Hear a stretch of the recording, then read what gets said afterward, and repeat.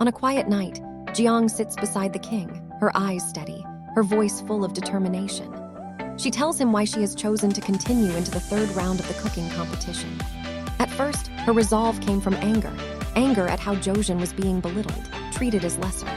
But watching Gilg, Master Ai, and Master Ming work tirelessly, and seeing the Ming cooks fight for their own honor, her feelings changed. What she truly wants now is not revenge, but victory. Her words grow stronger, filled with hope. No matter the obstacles, she believes she will win. The king, however, worries aloud about the missing pressure cooker, but Jiang does not waver. Master Chun Sang will come, she insists. I believe. Moved, the king admits that no one can judge her, that the effort she has poured in is already more than enough. Yet when she accidentally spills hot water and scalds her hand, his composure cracks. Though Jiang insists it is nothing, he quickly orders the chief eunuch to tend to her. Guilt gnaws at him as he holds her hand, blaming himself for placing her in danger, for burdening her with the fate of the nation. But Jiang does not falter. To her, this struggle is worth everything. Even if defeat looms, she will keep fighting until the end. In the shadows, MJ and Prince Jezin plot together, seeing in this crisis their chance to strike. Removing the head royal chef would not only sabotage Jojen's honor, but also provoke the king and destabilize the palace.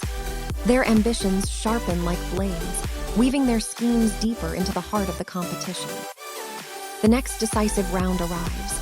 Without the pressure cooker lid, their dish risks complete failure. But Jiang remains calm, unveiling a backup plan. Her confidence steadies the team, giving them hope. Still, the king begins to sense that the competition is no longer about cooking.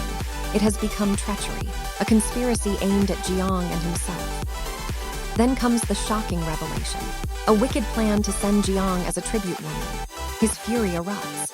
Ming soldiers, bold and arrogant, flaunt their strength and defiance. Chaos ripples through the hall. At the center stands Chae, young, brave, and unyielding. But can her determination shield the king and the kingdom from ruin, or will the shadows close in? The preview ends on the brink of storm, a spark that could ignite war between nations. Prince Jojen, however, welcomes the turmoil. To him, it is the perfect chance to weaken Lian and seize the throne.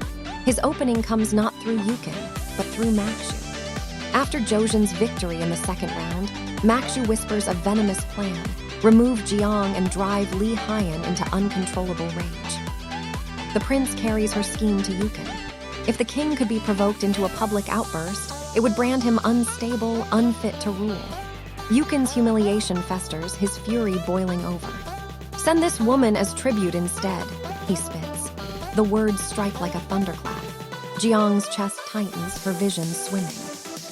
Before the hall can react, Li Haiyan's forehead crashes into Yukin's face, blood spraying across the floor. Steel rings out as Ming attendants and Jojen guards draw swords. Li Haiyan roars, "If you dare take her, you brought far too few men." No longer a contest, it is the spark of war. Then the great doors open. The Queen Dowager, known as the Violent Consort, enters with a presence that freezes the hall. Her gaze cuts Yukin to the bone. Under the guise of duty, you wallow in petty indulgence. Do you think the Emperor blind? She lifts a sealed letter. Yukin's face drains as he reads. Only now does he realize her true identity, Lady Han of S, whose sisters had once been Ming empresses. By lineage, she stands above even the current emperor. Cornered, disgraced, Yukin can only retreat. Once the envoys depart, the Queen Dowager turns her wrath upon Li Haiyan. "Foolish boy," she scolds. "To gamble Jojen's fate for pride? Have you learned nothing?" Ashamed, he bows his head and drowns his sorrow later that night in wine with Song Ye. But darker hearts seethe elsewhere. Prince Jojen and MJU burn with fury. Jiang remains untouchable, and MJU's patience shatters. If Li Haiyan will not remove her, then she will. In the next arc, chaos strikes when King Lehan suddenly collapses from a baffling illness. The royal physicians are helpless, and fear spreads like wildfire. Whispers fill the palace. Suspicions turn toward Jiang. For the first time, the unshakable king is seen fragile and bedridden. His silence casts a heavy shadow across the throne room, while courtiers eye each other with calculation, their compassion long gone. Behind closed doors, Concubine Kang Makshu and Prince's son weave a web of deceit.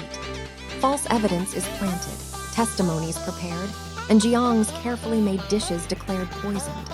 In front of the stunned court, Makshu slaps her and accuses her of treason, dragging her toward the tribunal. But before she can be condemned, Lee Hyun storms in, his rage unrestrained. He stands ready to defend Jeong with his life. The tribunal falls silent as Makshu demands her arrest.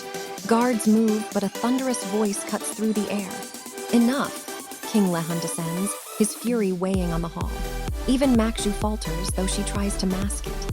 Lee Hyun steps forward, hand on his sword. No one condemns this woman without my word. Who granted you the right to drag her here like a criminal? Makshu trembles beneath his glare. You would defy me for her, she whispers, torn between disbelief and fury. At last, she bows her head. If your majesty commands her release, I will obey. But in her eyes burns fire, obedience on the surface, hatred underneath. For Jeong, it is deliverance. For Lee Hyun, the start of a new war, not against Ming, but within his own court. And that's where this thrilling chapter leaves us. Betrayal, sacrifice, and a kingdom on the edge of war. What will happen next? Will Jeong's courage and Lee Hyun's loyalty be enough to stand against the shadows closing in?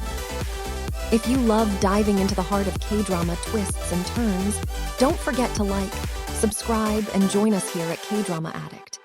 Until next time, may your heart stay strong and your tissues close at hand.